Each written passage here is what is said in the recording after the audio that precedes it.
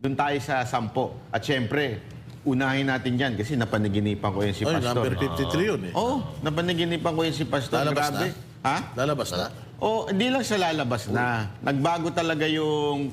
Bawat pinupuntahan talaga niya, may pagbabago na gaganap. Alam mo, doon sa panaginip ko, na naginip ako. Parang siyang King Midas, no? Oo.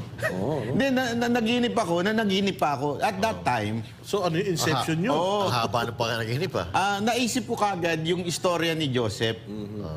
Na si Pastor parang si Joseph yung nagsimula na persecute hanggang sa pinagbintangan na, di ba siya yung, Joseph! Inakit siya ng Potiphar wife, di ba? So, hanggang inakusahan, nakulong.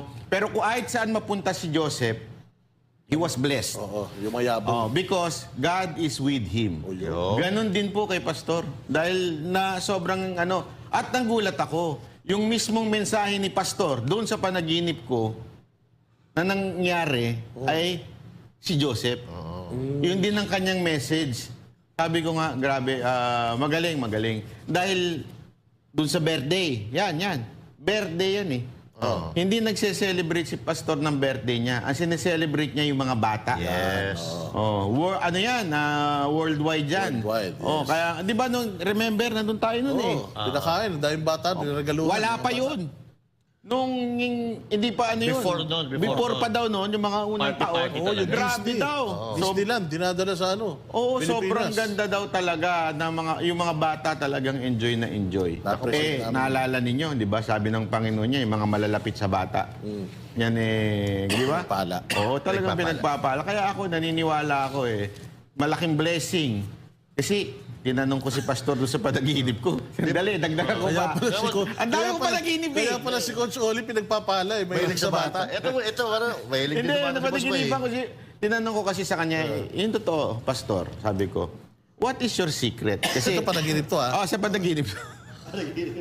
Tinanong ko talaga siya, ano talaga ba ang sikreto? Bakit kayo pinagpala? Bakit ganito? Aside from your belief, in your belief sa religion, ganyan-ganyan. Ano talaga ang sikreto nyo? Kasi grabe yung administration ninyo sa KOJC. Alam mo, sabi niya, wala talaga It's God.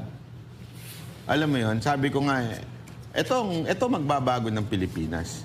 I'm really looking forward na someday, kasi Bible naman po nagsabi niya. Hindi niya inaako, no? Oo. Walang kayo mangyabang, no? Hindi niya inaako yung glory. Hindi, tsaka it's really righteousness, di ba? Exalt a nation. Yun Hindi kahit pagbalibaligtarin mo, hindi matinong presidente, hindi matinong kung sino mang senador, hindi. Righteousness exalts a nation. We need a righteous leader. Yep. Simulan natin kay Pastor. Yun.